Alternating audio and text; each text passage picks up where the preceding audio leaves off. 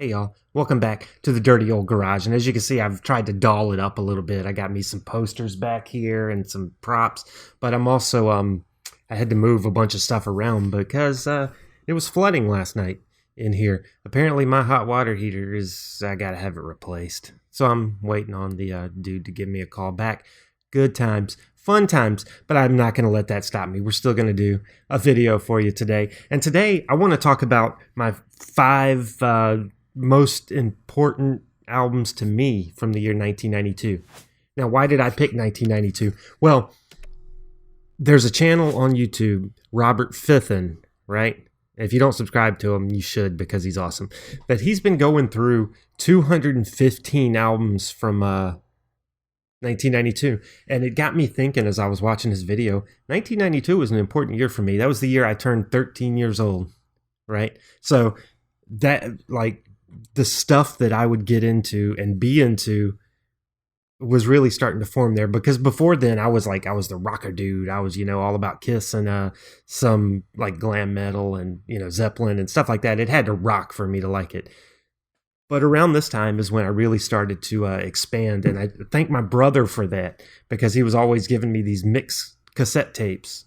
He would call them the primer tapes for like an artist. So he would give me like a Prince primer and a Bowie primer and stuff like that, and I would really start to get into it then. And that around that time is when I began to realize that, hey, you don't have to just like rock. You can like the other stuff is cool too. So I thought, I can't do 215 like Robert Fithen. That's just crazy, man, crazy. But I talk about the five most important ones to me. And I got them here. And I believe these are all my originals from back in the day. So that's kind of cool. So they're, of course, all CDs because, 1992 was the age of the CD. And my 13th birthday in January of 1992, I spent it with Ozzy Osbourne. My brother took me to see Ozzy for my birthday.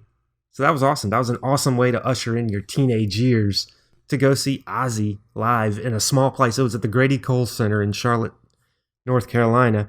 And the Grady Cole Center was just a small basketball arena. In fact, it was the practice facility for the Charlotte Hornets at the time. So it was a crap place to see a show. I only saw one other show there more than a decade later, but yeah, not good times.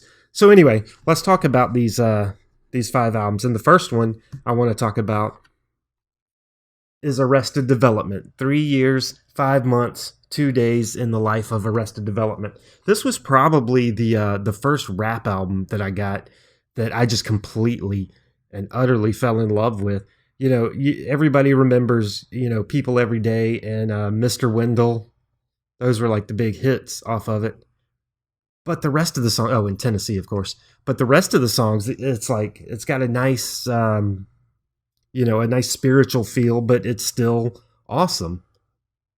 And if you haven't listened to this one in a while, or you've only heard, Tennessee or something like that, give it another shot. This album is awesome, and I got to see them the next year. They were on Lollapalooza '93, so I got to see them, perform a bunch of these songs live.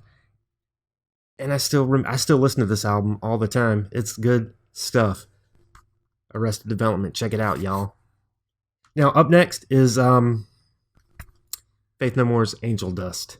Now this is one that I don't think gets the everybody that knows that, Faith No More is influential and just awesome, and this album, specifically is incredible. But I don't think it gets enough credit outside of, the hardcore music fans, the people that know. Angel Dust is, Midlife Crisis was the hit off of it. And no, Easy was not on this album initially. So if you get it now, Easy is like tacked on as the last track or something like that. Easy was on an EP called, I think it was Songs to Make Love To or something like that. It was on the EP. It was not on this. Midnight Cowboy ends this CD, okay? And I love Easy, but that's not part of the album, okay? This is the album. But stuff like, you know, Be Aggressive and Kindergarten and Malpractice, every song on here is freaking awesome. It just starts off with Land of Sunshine, and you're in for it. You know, I started to like them, just like most people, around the Real Thing era, you know, with Epic and Falling to Pieces. But then this album, it was just like, this was my Faith No More. And it's funny that all of these albums, well, most of these albums I still listen to a lot to this day, and this is one of them.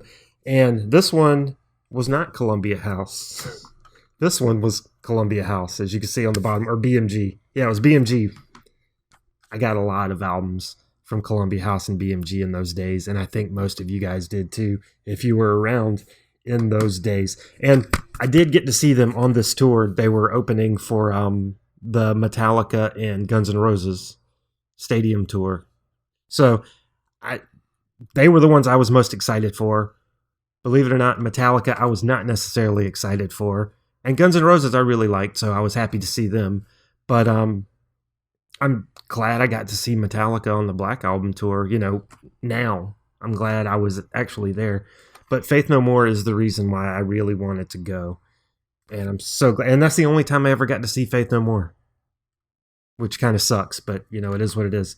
Now the next one is an obvious one, and this is not my original one. This one, I must have lost my original one and bought a used copy later. But it's obviously Kiss Revenge. This one came out, I can tell you, it came out on May 19th, 1992, because I remember when I was in school signing my papers, right? I would put 10 days left. 6 days left. I literally had a countdown to this album because I was so excited for this album. And I remember, you know, Headbangers Ball, watching it as they world premiered the Unholy video. I'm just like, damn, they're back. And then, you know, they had a Headbangers Ball where they went to wherever the opening night of the club tour. I think it was the club tour, but it was when they were introducing Eric Singer to the world as the new drummer of Kiss. And I'm like, yes. Kiss has always been my favorite, but all of a sudden they were back.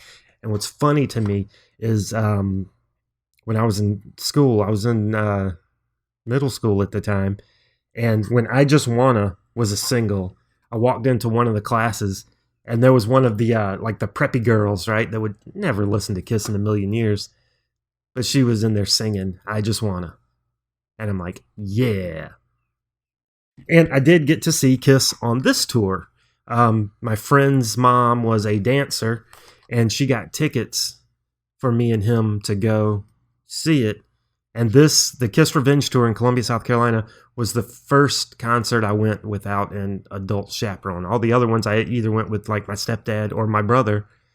But this was the first time that two kids were just allowed to go and, you know, see a rock show. And I still have my guitar pick from Gene Simmons. I got a Gene Simmons pick and a Bruce pick because we get pretty good seats. I guess dancers got good seats.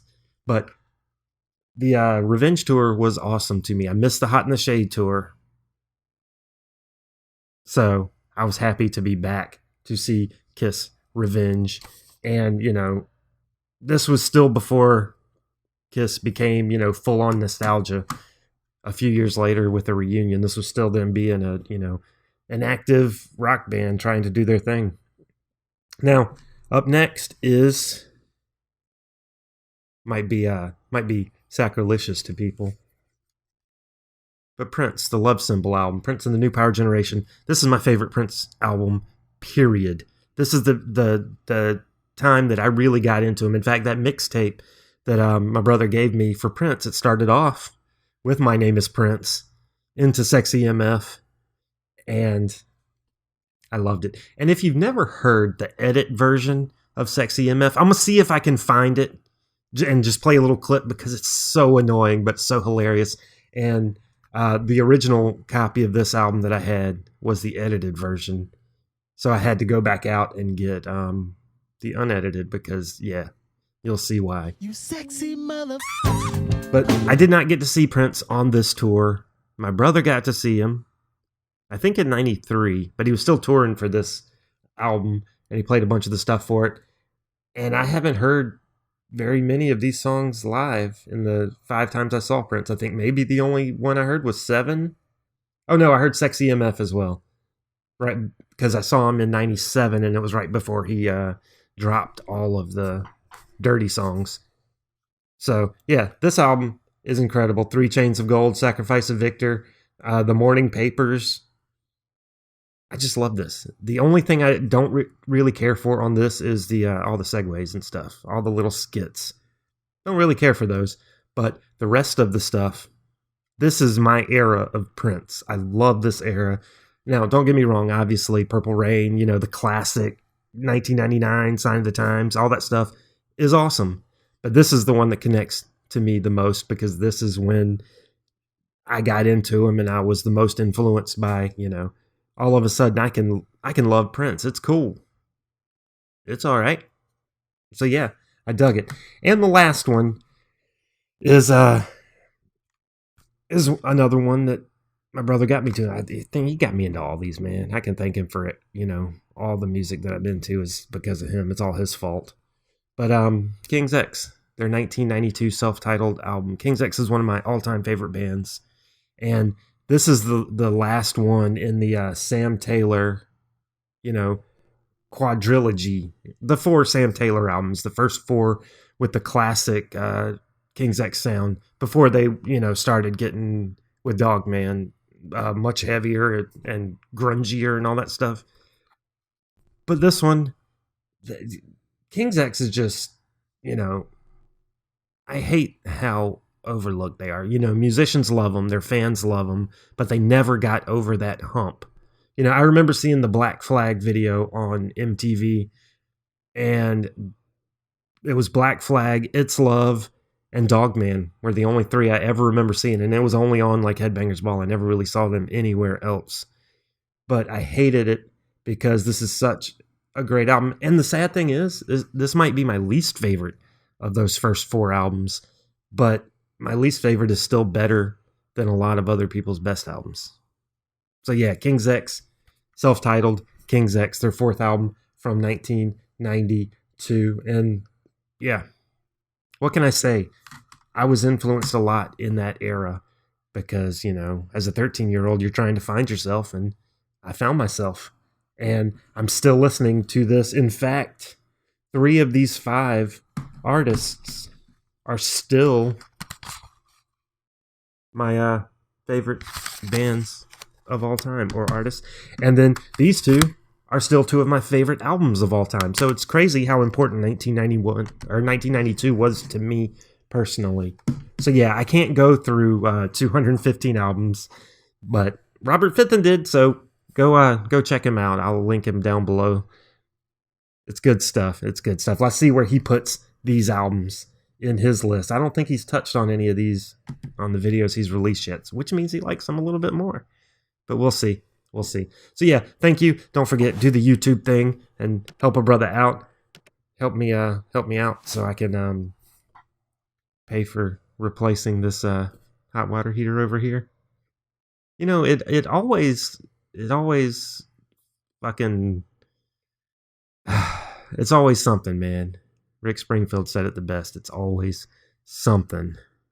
So anyway, y'all take care. I'll see you next time. Stay fresh, cheese bags.